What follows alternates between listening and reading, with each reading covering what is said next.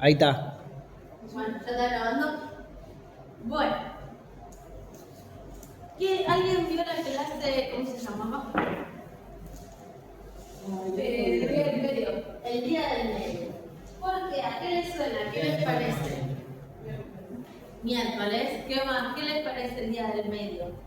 Es como, me sonó a preparación. Preparación. El primer día de inicio y el último se terminó, el en medio todavía se están dando ahí. Exactamente, bueno. Bien, ya está, terminó bien. Viene de esto que recordamos la muerte y resurrección de Jesús. ¿Cuándo murió Jesús? ¿Se acuerdan de un día?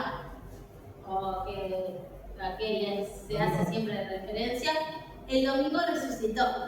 El viernes. El viernes, ¿por qué? Porque era. Claro, pero el viernes murió, el domingo resucitó y el sábado ¿qué pasó?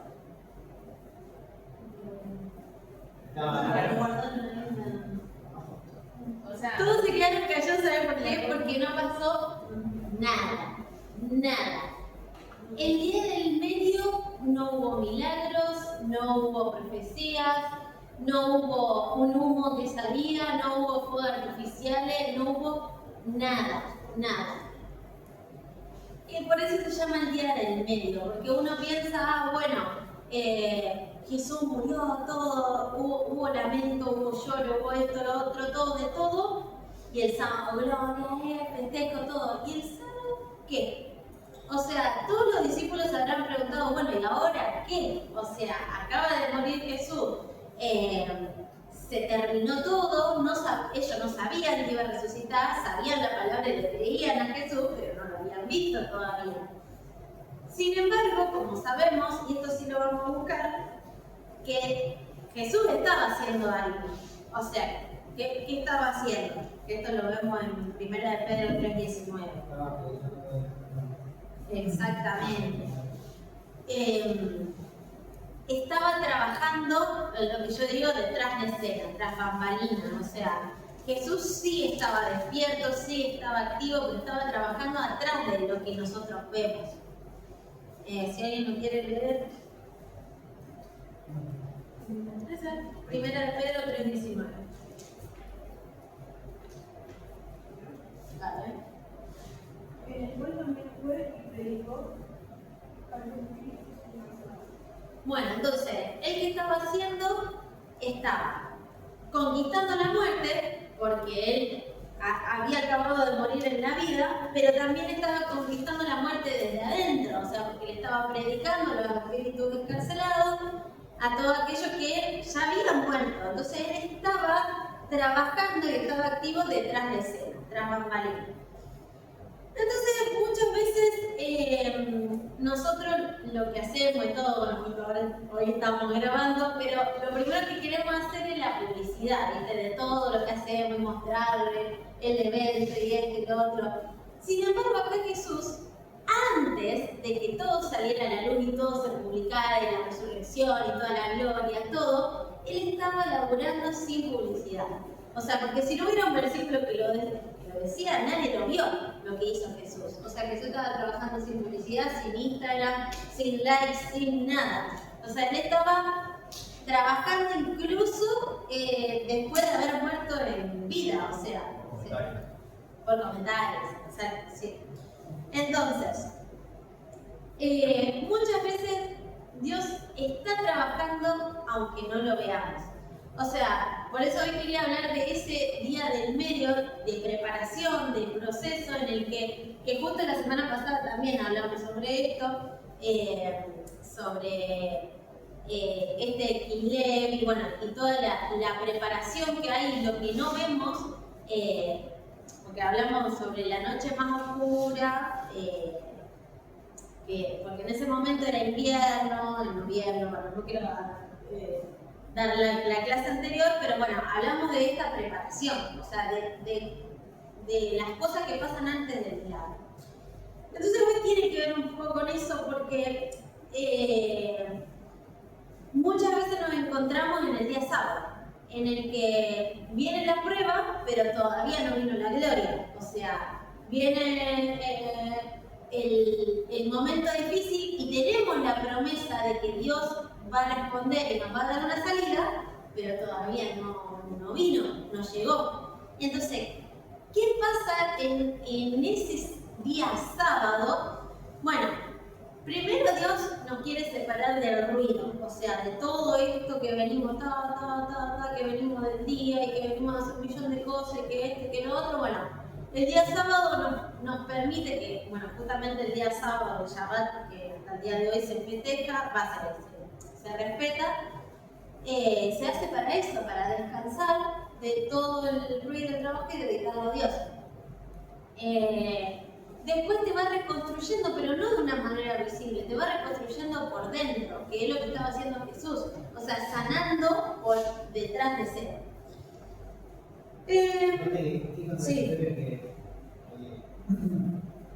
Cosa que ellos no van el sábado de no trabajo, Jesús aún muerto, el día sábado estaba trabajando, exacto, porque eso es la preparación, no es una pausa de las actividades, sino un descanso interno para poder llegar a la promesa, al milagro. Entonces, esto es solo una introducción, porque digo, hay una pausa, hay un silencio en el que nosotros no sabemos qué pasó. Un día sábado en la Biblia, y a veces se dan cuenta de estos años. Esto tenemos el 586 a.C. al 63 a.C. ¿Qué pasa acá? 20 de generación. No, son un poco más, pero tiene que ver con lo que dijo Ale. Sí, allá H. No tiene que ver con lo que Ale.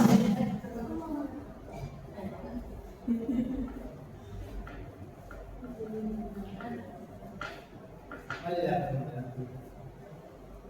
¿Cuál es este sábado del que estamos hablando? Este descanso. ¿Qué tiene que ver con estas fechas?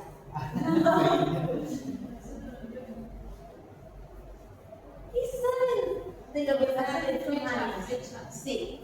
Del 63 a.C. hasta el 586 a.C. Va por ahí. O sea, de la vuelta Bien. Va por ahí. Estos años representan lo que no tenemos en la Biblia. ¿Qué son? Todos los años siguientes son. Exactamente, los 400 años de silencio. Bueno, sí, pero en realidad sí. Del año 0 al año 400 a.C. nosotros no sabemos lo que pasó. Por eso se habla de los 400 años de silencio. ¿Pero por qué? ¿Saben por qué son 400 años de silencio? ¿No? ¿Por qué? ¿O por qué se dice? ¿Qué silencio de qué? ¿Porque no se hizo nada? ¿Porque Dios no habló? Bueno,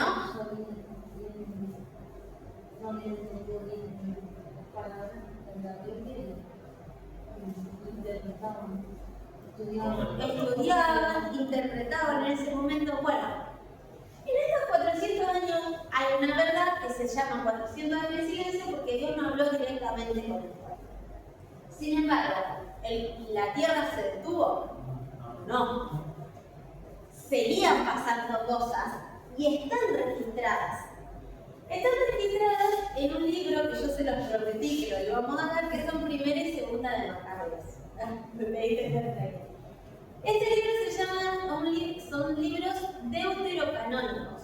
No se le dice apócrifo porque apócrifo significa oculto, algo que es un misterio, que no está totalmente revelado por Dios, entonces por eso es un libro apócrifo, porque nosotros no podemos interpretarlo directamente. Pero esto se llama deuterocanónico, ¿por qué? Porque el canon es el que tenemos, el que está aceptado, el canon es un libro aceptado, o sea, un acuerdo entre muchas partes para que se acepten ciertos libros y se formó la Biblia por el canon. Deuterocanónico significa que fueron otros libros en una segunda selección, como por decir la zapatilla de segunda selección, bueno, una cosa así. Alternativa. Alternativa, muy bien. Que sí nos sirven como libro histórico, o sea, justamente para entender, en este caso, qué pasó en esos años, un libro histórico, como tenemos Josué, como tenemos Reyes, como tenemos Crónicas, son libros históricos que nos sirven para entender la historia. ¿Habló de Dios directamente? No, pero ¿ustedes piensan que Dios dejó de actuar? No. ¿Por qué? Por lo que hablamos recién, porque Jesús, aunque todo el mundo lo veía muerto, él estaba predicando a los espíritus encarcelados. Entonces, de la misma manera, en estos 400 años había silencio, pero Dios seguía actuando. ¿Por medio de quién? De los que vamos a conocer. Así que todavía no presento. Bueno. Sí, lo tienen los ortodoxos en la Biblia. Bueno, más o menos nosotros tenemos la última palabra en nuestra Biblia es Malaquías. Y el primer libro, ¿cuál es? Mateo, que en realidad el primero que se escribió fue Marcos, pero eso no es una evangelio, exactamente. Entonces nosotros queremos saber qué pasó en el medio entre estos dos. Bueno, nosotros nos remontamos acá para entender un poco, vamos a ir un poquito más atrás para que entendamos en qué estado. Es así, esto sería el año 0, cuando nació Jesús. Tenemos que ir antes del año 0. Entonces vamos a contar, por eso los números están al revés, porque son antes de Cristo. Entonces nos vamos a ir a los 600 años antes de Cristo. Claro, 600 años antes de Cristo. Israel estaba bajo qué imperio. Muy bien. Babilonia con Nabucodonosor, que habían ido al exilio, con Daniel, con todo. Habían ido al exilio de Babilonia. En el 539 a.C. viene Ciro, el rey de Persia. Él ya se empieza a conquistar, por medio de distintas guerras, a todos los imperios que estaban cercanos y empieza a arrasar con todo. ¿Se acuerdan quién era Ciro? ¿En qué libro está? ¿O qué hizo Ciro, el rey de Persia? Algo vimos también la clase pasada. No. Pero yo sé que Ciro está en Daniel. Bien. No está en Bien, muy bien. ¿Qué permitió Ciro? que vayan de día. Perfecto.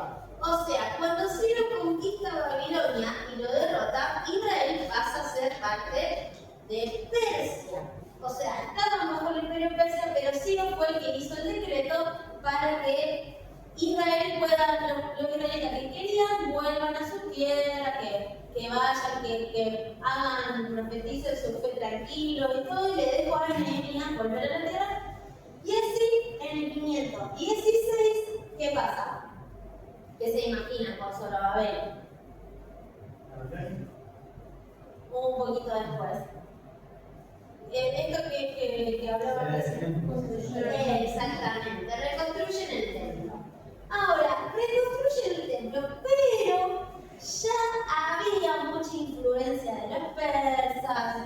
Entonces, ¿qué pasaba? Los rituales se hacían como una costumbre, había injusticias sociales, es decir, los ricos es como que manipulaban a los pobres, o sea, los tenían medio como esclavos. Las familias se empezaron a mezclar, o sea, los judíos empezaron a tomar a mujeres paganas, como que los rituales se empezaron a mezclar.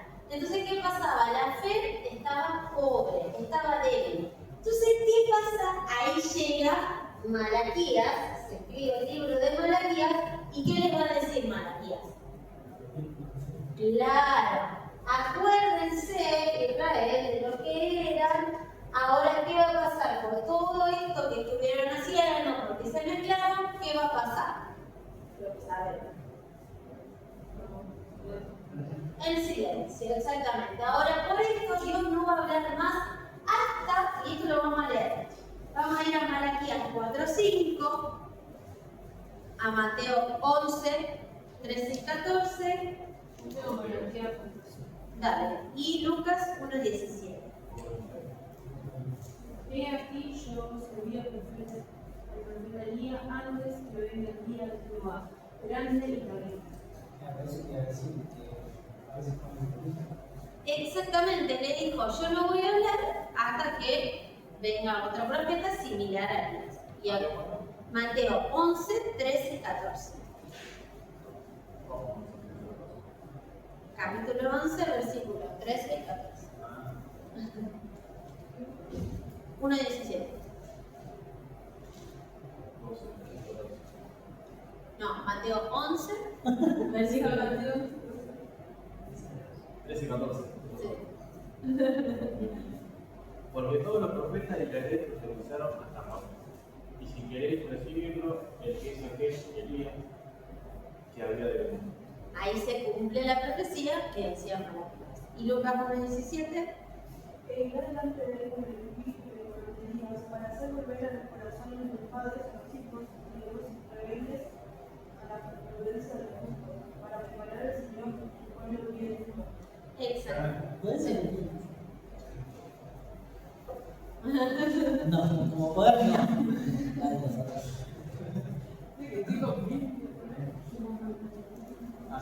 Mejor. Yo la mano. He aquí, yo os envío el profeta Elías, antes que venga el día de Jehová grande y terrible. Y si queréis recibirlo, él es aquel Elías que había de venir. El que tiene oído, oído. No, porque no. Dale. Dale, oído, dale. Después lo cortamos. No, porque. Cortalo ahora.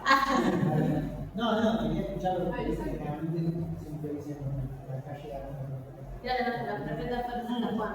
o sea, que después, Sí, porque todos los profetas de la ley profetizaron hasta Juan. Claro.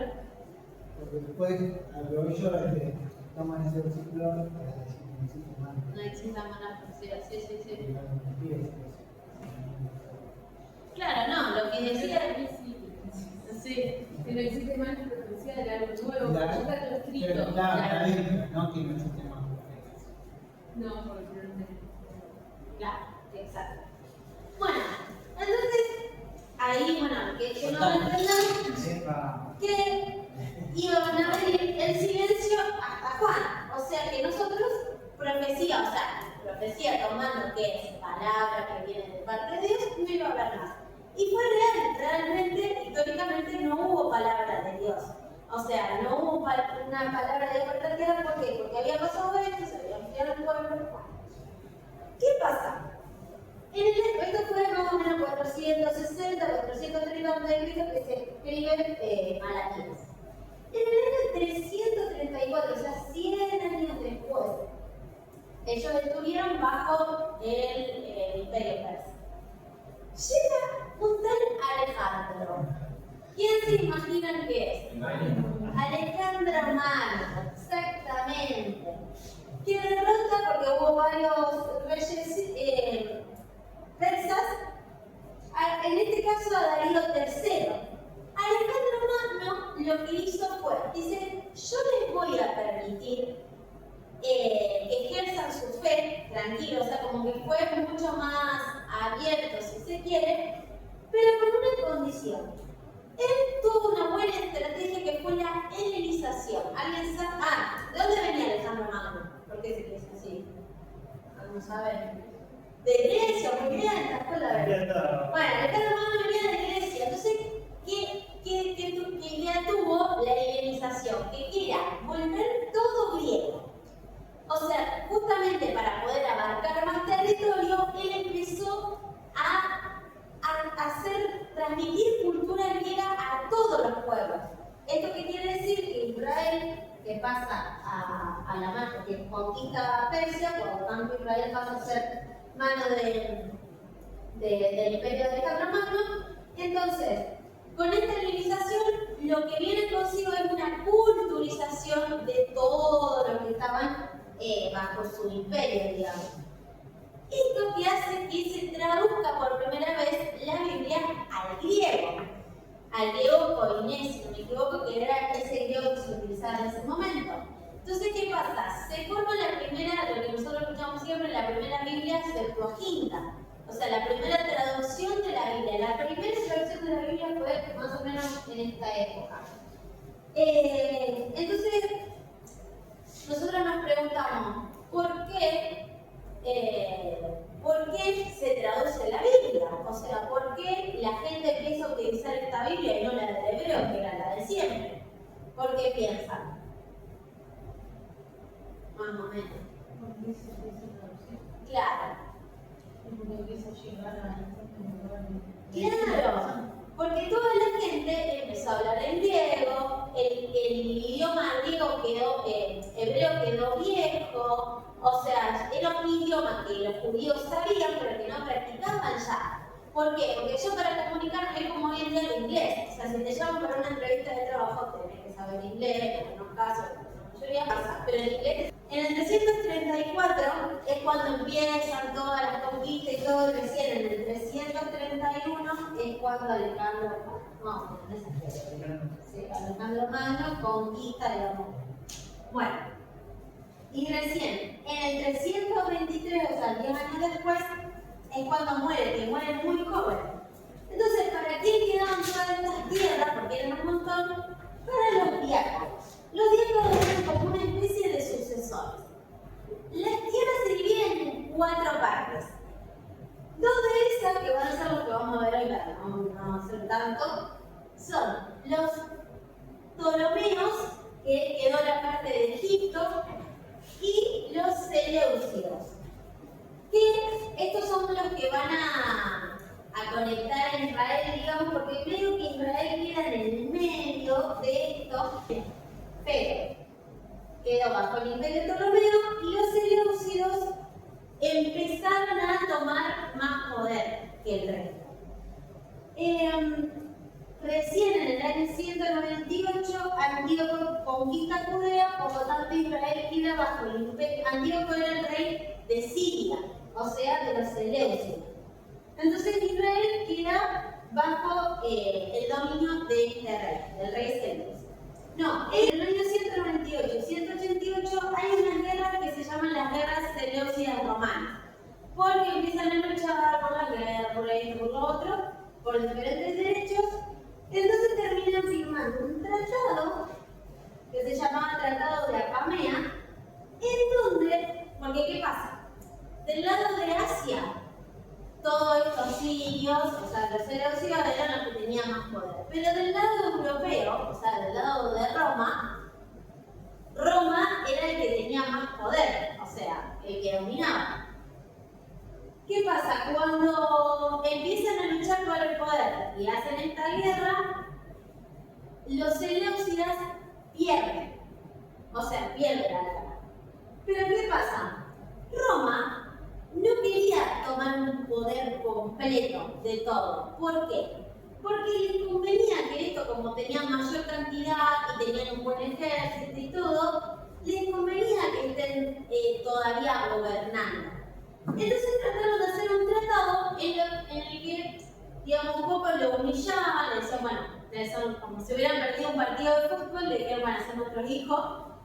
Entonces, para que ustedes cumplan con el tema de los impuestos, lo político y todo, lo que vamos a hacer es que ustedes me den un hijo a cambio. Entonces, para eso vamos a tener que entender un poco, entender un poco cómo fue el linaje, porque pasa de todo con esta familia. O sea, el primero de todos, el que estaba acá, digamos, cuando muere Alejandro Magno, el primero que toma los seleucidos es Seleuco, por eso se le llama así. El hijo era Antíoco I, Antíoco II, Seleuco II y tiene 2 hijos. Antíoco III, que es el que conquista Judea en el año 198. Antíoco tiene 2 hijos, Antíoco IV y Seleuco IV. No sé por favor, no. No, era todo igual. ¿No te acuerdas del número 7? Sí. Ponele 7. 7, 8, sí. Bueno, Seleuco tiene su hijo Demetrio, pero él lo entrega a Roma, porque acuérdense que Roma había tenido, por eso expliqué lo del tratado, porque entrega a Demetrio. No, en este tratado es así, ellos pierden la guerra, hacen una guerra entre estos, que eran los de Siria, vamos a ponerle los sirios que es más fácil, Siria pelea contra Roma. Pierde. Pero Roma no quería tener el poder completo. Porque ¿qué pasa? Vos perdés una guerra, lo tomás el que ganó. O sea, conquistan la tierra y ya está. Y Roma podría haber tomado todo el poder. Pero dice, no, yo necesito a Siria. O sea, necesito que Siria tenga el poder sobre Asia, porque nosotros estamos en otra región.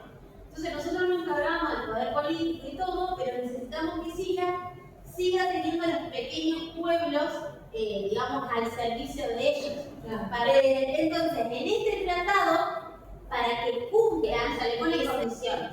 Una de esas condiciones es darle a un miembro de la familia un hijo como rehén en Roma. O sea, un hijo real, de linaje real, tiene que estar como rehén en Roma para que se cumpla ese tratado, para que paguen los impuestos, para que sigan estando al servicio de Roma. Ese fue el acuerdo, el tratado de Apamea. O sea, ¿qué pasa? Bueno, fueron Demetrio estaba en Roma como rehén para cumplir ese tratado. Como Moisés. Exactamente. Este Demetrio estaba ahí, estaba en Roma. Entonces, ¿qué pasa? Seleuco, o sea, el hijo más grande era Seleuco, el hijo más chico era Antíoco IV. Entonces, por linaje, el hijo más grande tenía que ir al reinado de ese momento. Entonces pasa Seleuco a ser hermano. Y el hijo se va como reinado. Seleuco muere. Este Seleuco. No, enferma en realidad, todavía no se enferma. Se enferma, bueno, y tienen que buscar a un sucesor. ¿Quién era el sucesor directo? Demetrio, pero Demetrio estaba como rey. ¿Quién hace? Su tío, Antíoco IV, dice, tranquilo, yo me encargo, yo voy a ser el protector de Demetrio, lo voy a sacar de la cárcel, bueno, hace promesas. En esta pelea, ¿qué hace? Primero, obtiene una alianza con el poder militar. Ya eso, como ha pasado mucho. Sí, ¿eh? Sí. No lo quería decir por el pero sí, básicamente como claro, lo que pasó en Argentina y en muchos países. O sea, Antíoco se alinea con el poder militar, obtiene alianzas, habla con otros países, dice, yo lo voy a, tranquilo, le dice al tío, yo lo voy a cuidar a tu hijo, todo, al hermano, yo lo voy a cuidar a tu hijo, todo, tranquilo, bueno. No sé qué, se muere Seleuco. Y hace un golpe de estado. ¿Cómo? ¿Por qué no me vivía tan en Argentina? Sí. Como lo que vivimos en Argentina. Bueno. O sea que se queda, de alguna manera u otra, Antíoco IV se queda con el poder. Y sí que era malo. Así no está. Bueno, ¿qué hizo? Prohibió directamente. Sí, no. Voy a tener que ser más importante. Sí.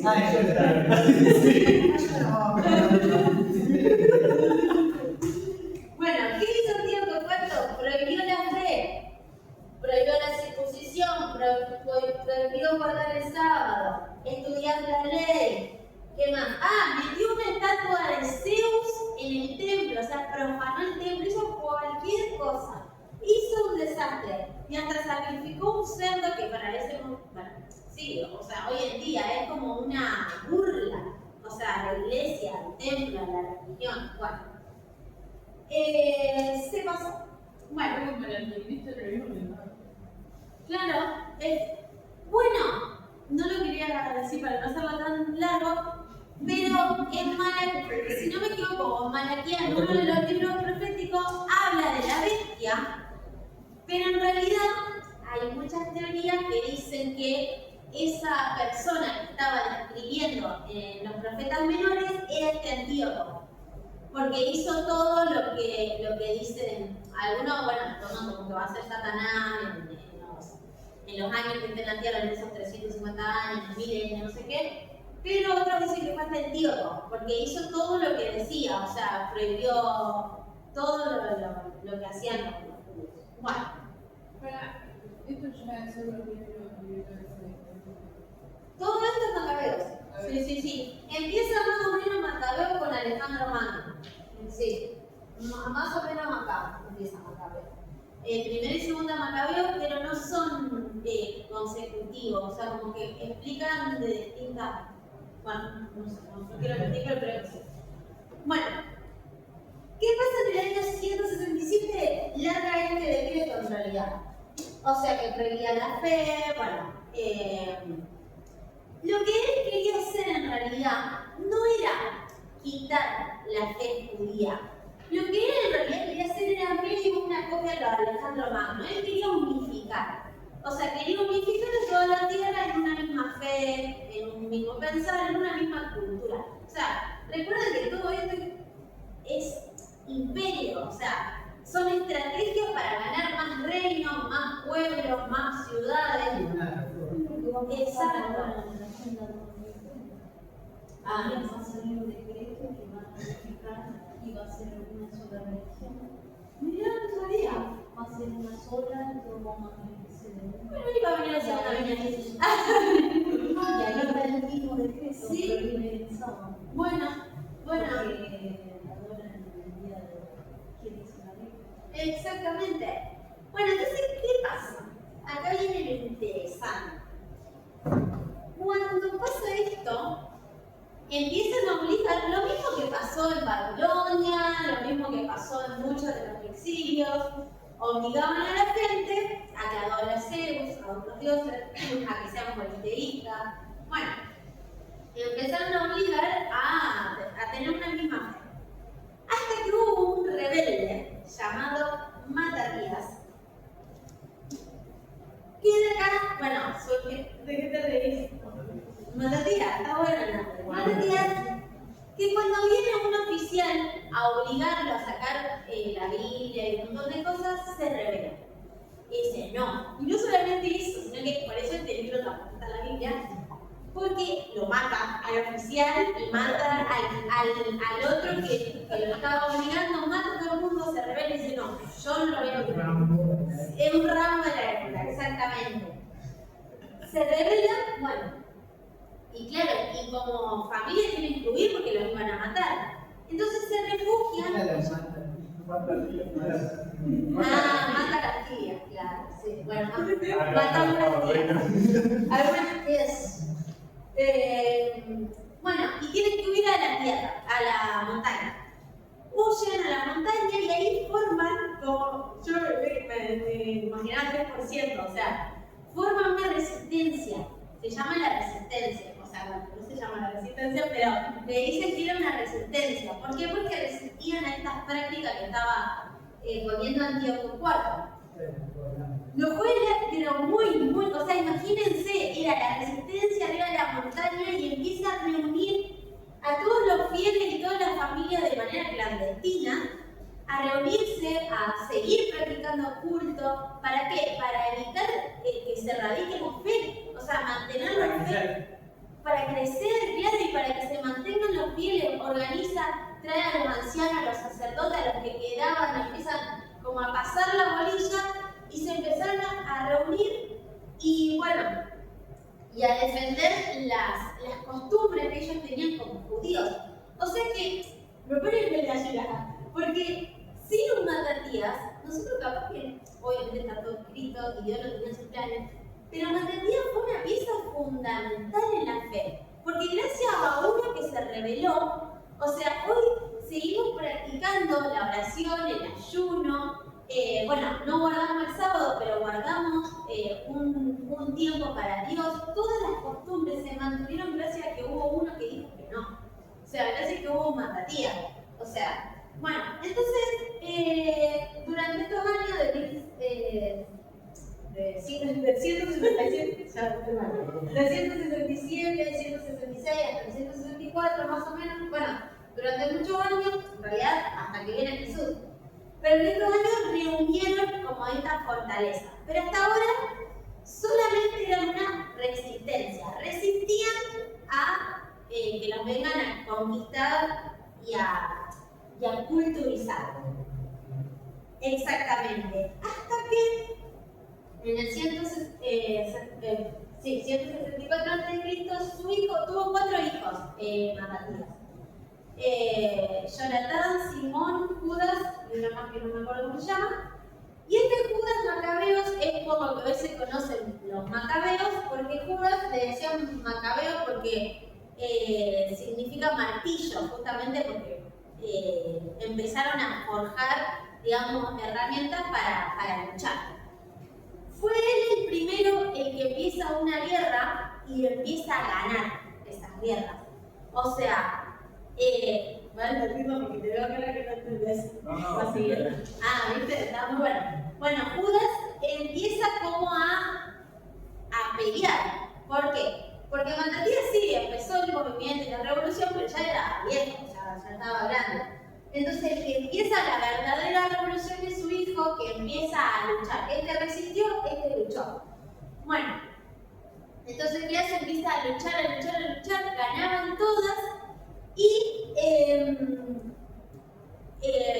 fue el que logró recuperar el templo, que estaba sucio, profanado, abandonado, todo.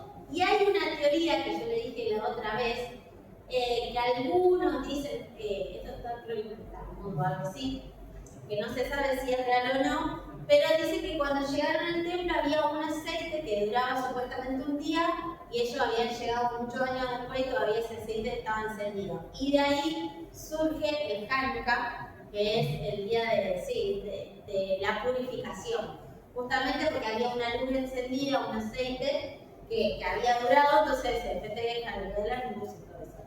Y eso lo festejó Jesús. Está en Juan 10:22, si lo quieren. Sí, porque después se empieza el ritual que se llama la fiesta de la dedicación.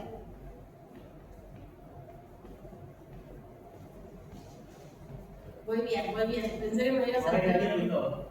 Ahora entendí todo. Sí, viste, yo te dije, no sé qué. 10:22. Ahí se lo pudo rechazar también. Sí, pero claro, sí. Lee más fuerte, lee más fuerte. Se le hace en Jerusalén la fiesta de la dedicación y el invierno. Era invierno, claro, porque ¿se acuerdan? La clase pasada hablamos del Kislev, que era noviembre. Noviembre en ese momento era invierno. Bueno, esto pasa en el mismo mes. También vieron que era importante. Yo les dije que en este mes pasaban muchas cosas, bueno, pasó en el Kislev también. Bueno, la fiesta de la dedicación que se sigue festejando, los judíos lo siguen festejando hasta el día de hoy. Recordando esto, la purificación. La fiesta de dedicación se le llama. Claro, exacto. Se festeja justamente porque purificaron el templo, entonces representa eso, la purificación de todo nuestro año, de todo lo que... Bueno, el sacrificio, claro, lo que recuperaron estaba sucio, profanado y dedicado a otros dioses, porque era pagano. ¿Qué pasa en el año 162? Es un plot twist tremendo. Demetrio escapa de la cárcel. O sea, escapa de Roma, que era impensado para ese momento. ¿Se acuerdan de Demetrio que estaba con él? Sí. Ah, la verdad se lo perdió. Bueno, te perdiste de la parte de la novela.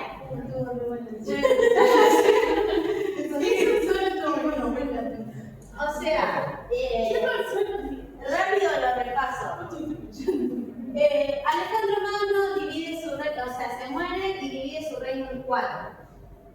Dos de esos reinos, uno era de Egipto con los Ptolomeos y otro era de Siria con los Seleucidos. Seleucido porque lo toma Seleuco I, después lo sucede Antíoco I, Antíoco II, Seleuco II, y Seleuco tiene 2 hijos. El mayor era Antíoco III. Antíoco III es el que recupera Israel, o sea, conquista Judea, que hasta ese momento era de Egipto, o sea, de los Ptolomeos, estaba bajo el imperio de Ptolomeo. Bueno, ahora lo toma Antíoco III con los sirios, toma Israel, conquista Judea, y Antíoco III tienen unas guerras contra Roma, que Roma estaba conquistando todo lo de Occidente y, como es, Antíoco todo Oriente. Entonces tienen una guerra entre ellos, gana Roma, pero le dice, no voy a ser el rey de todo, sino quiero que vos sigas ante el poder. ¿Por qué? Le convenía estar en el poder porque Siria tenía todo Israel, así como muchas ciudades más, a su cargo. Entonces le convenía a Roma que Siria se quede gobernando esa parte. Pero Roma le dice, igual vamos a hacer un tratado, que es este tratado, el Tratado de Apamea, un tratado en el que me prometes cumplir con todas las condiciones que yo te pongo. Entre esas condiciones, para que cumplan y para que paguen, para que estén bajo poder, tenían que entregar un hijo, que era un hijo de linaje real. ¿A quién entrega? Bueno, Antíoco, no sé a quién entregó, pero cuando se muere Antíoco queda Seleuco, y Seleuco entrega a su hijo Demetrio como rehén en Roma para que cumpla este tratado. Y ahí llega. ¿Cómo está? Se escapó, no sé. No estudié esa parte, pero seguramente recopado. Pero se escapa de Roma, seguramente se tomó un barco, porque estaba lejos. Se escapa y viene a reclamar su trono, o sea. Pero ¿qué pasa? Cuando llega a Siria no era lo mismo que antes. O sea, Roma como que no lo aceptaba, porque obviamente se escapó de Roma. Egipto tampoco, porque era contrario a Siria. Y los nobles de Seleucido tampoco, porque no querían a su papá. O sea, bueno, en realidad no lo querían a él. Entonces no tenía a nadie a favor. Entonces, ¿qué pasa? Que se aprovecha un usurpador, sale de la nada, que se llama Alejandro Balas. O sea, llega y dice, bueno, voy a tomar yo el poder, porque estaba muy débil Demetrio para tomar el poder. Apoyo internacional, bueno, y lo mata a Demetrio. ¿Qué pasa? ¿Qué pasa en el año 145? Aparece Demetrio II. O sea, el hijo de Demetrio I va, lucha y lo mata a Alejandro Balas y se queda en el poder Demetrio II. ¿Por qué? ¿Qué tiene que ver Demetrio? ¿Para qué lo volvemos a traer a colación? Porque Demetrio II va a ser el que se une, se alinea con otro hijo de los macabeos. Vieron que Matatías tuvo 4 hijos. ¿Con quién se alinea? Con Simón. A ver si está en este año. Sí. Como Demetrio II tiene muchas luchas internas y guerra y esto y lo otro, y Simón venía de un linaje que eran bastante guerrilleros, digamos, se unen. Simón y los macabeos, entonces, ¿qué hace? Demetrio le da autonomía política, o sea, que pueda ejercer poder libremente, o sea, sin depender, digamos, de él. No le hace pagar impuestos, como hacía Roma, como hacían otros imperios, y le da el control de Jerusalén. O sea, Israel pasa a manos de los macabeos. Entonces, ¿qué pasa en este momento? Empieza lo que se llama la dinastía Hasmonea. Y esto va a ser muy importante. Dinastía Hasmonea, con Simón Macabeo. ¿Por qué? Porque cuando empieza esta dinastía Hasmonea, medio que se tomaron el poder muy a pecho. Simón, como que dice, bueno, entonces como que querían cobrar impuestos, como que se volvió más que una fe, se volvió más un poder político. Acá, esto me gusta porque, o sea, no es que me gusta, sino que es súper importante, porque acá se empiezan a dividir los grupos. ¿Qué pasa? Hay algunos que estaban de acuerdo con Simón, con los macabeos, otros que no estaban, o sea, con esta dinastía Hasmonea. Bueno, entonces se empiezan a dividir los grupos, y los grupos que nosotros conocemos, los fariseos, los saduceos, la carita de la Biblia como diciendo, bueno, los de ¿por qué? Por ejemplo, los saduceos surgen porque estaban a favor de la dinastía Hasmonea. O sea, ellos empezaron a ejercer la fe junto con esto de la política. O sea, estaban de acuerdo con la dinastía Hasmonea, o con que se mezcle un poco la política con la fe. Entonces de ahí surgen los saduceos. Los fariseos no. Ellos no, la ley, no podemos permitir que la política se meta en la fe. Entonces Entonces los fariseos se separan de la dinastía armonea y empiezan a ejercer la fe por fuera de todo lo que era la política, los macabeos, no queremos saber nada. Los esenios van más allá, no estaban de acuerdo ni con los fariseos, ni con la dinastía armonea, ni con los saduceos. Entonces se reclutan en las montañas, se van lejos y empiezan a ejercer la fe por fuera de todo. Y los celotes eran lo que quedó de, digamos, medio de los macaberos, los guerrilleros. O sea, los que iban contra todo, contra Roma de manera violenta.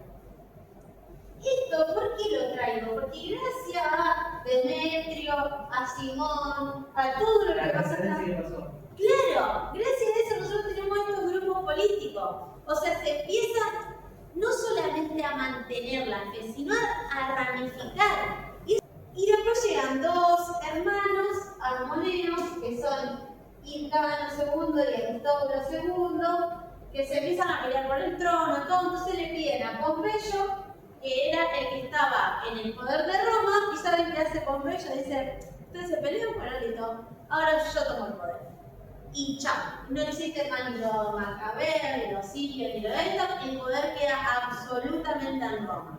Entonces ahora todos querían ser libres de Roma. ¿Por qué? Porque Roma exigía otra cosa que no lo exigía ninguno de los otros, que era esto de los impuestos, y de ahí llegamos a de Chaucer. O sea, todo. ¿Por qué me parece importantísimo? Porque estos 400 años de silencio, fíjense todo lo que pasó para que entendamos en el contexto que nació Jesús. O sea, todo esto se permitió ¿para qué? Primero, para que tengan una lengua común. O sea, al tener una lengua común, todos podían leer la Biblia. O sea, eso le dio una expansión a la palabra de Dios. Eso permitió que el Antiguo Testamento se lea en todo el mundo, porque había una lengua común. O sea, no solamente los judíos, no solamente los hebreos podían leerlo, sino todo aquel que entendía griego. Y en este momento lo entendían todos. Primero, una lengua común. Después, la política. O sea, todo, bueno, lo que dije antes, lo que hizo Matatía, o sea, mantener la fe. O sea, ¿a usted le parece que no actuó Dios acá? O sea, Dios estaba en todo este proceso y aunque no habló, Él estaba actuando. Entonces, todo esto histórico, que a lo mejor sea re plomo, sirve para entender que aunque Dios hoy no me esté hablando directamente, no te esté diciendo, vaya, Él está actuando. O sea que muchas veces nosotros nos quejamos, por lo menos yo me quejo que, ay, ¿por qué no hay profecía? O ¿por qué Dios no me dice lo que tengo que hacer? Porque quizás está en este momento en el que está actuando antes de hablar. O sea, está trabajando tras bambalina para que después, cuando venga la gloria, cuando venga el milagro, cuando venga la promesa cumplida, entendamos que Él estaba actuando.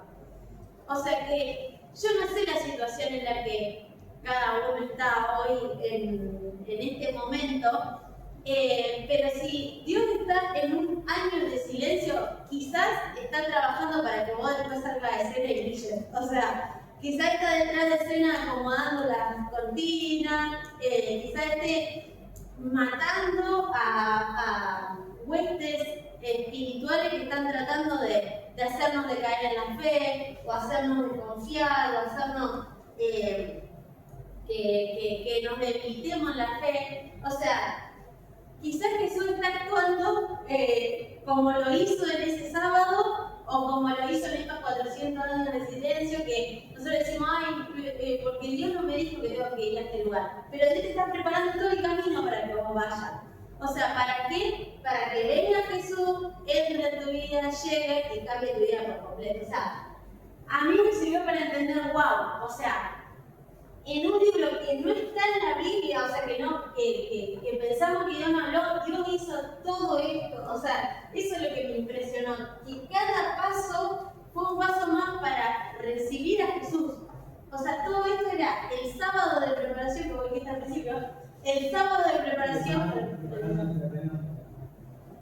Aparte que también, esto que coincide cuando después Jesús dice que la palabra es libre. Claro. O sea, más allá de todas las imposiciones, previsiones, qué sé yo, la palabra siempre fue libre. Ya no la pudieron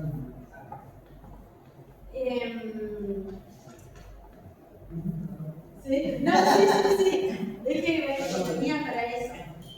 Bueno, entonces, para no, es justamente para terminar. Bueno, entonces, ¿cómo responder al silencio de Dios? Bueno, anoté 3 cosas. No huyas, porque yo siempre, o sea, yo soy una persona que huyo.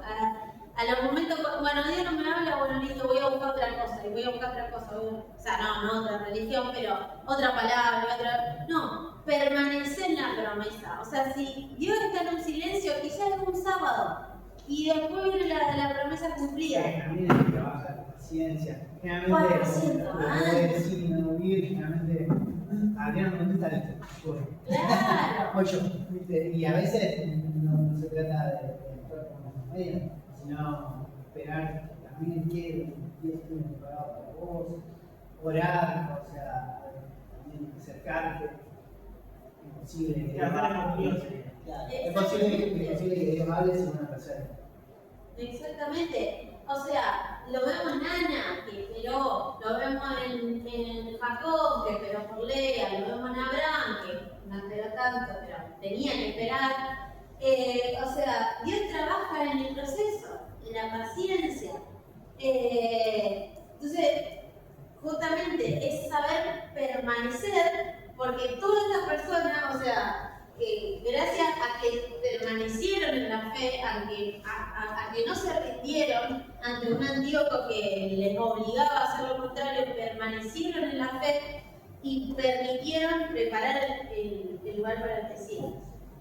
Después, limpiar el camino. ¿Por qué? Esto lo puse porque muchas veces nosotros, bueno, Dios no me habla, entonces le dejo entrar a otras cosas.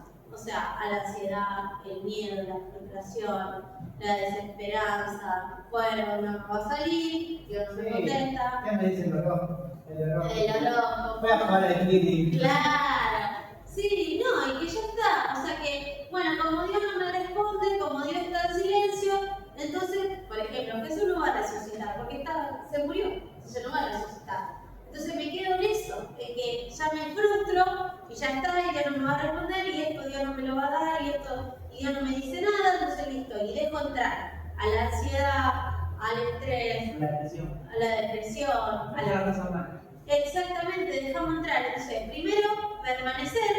Segundo, limpiar el camino. Y por último, recordar, esto me encantó, lo último que Dios dijo.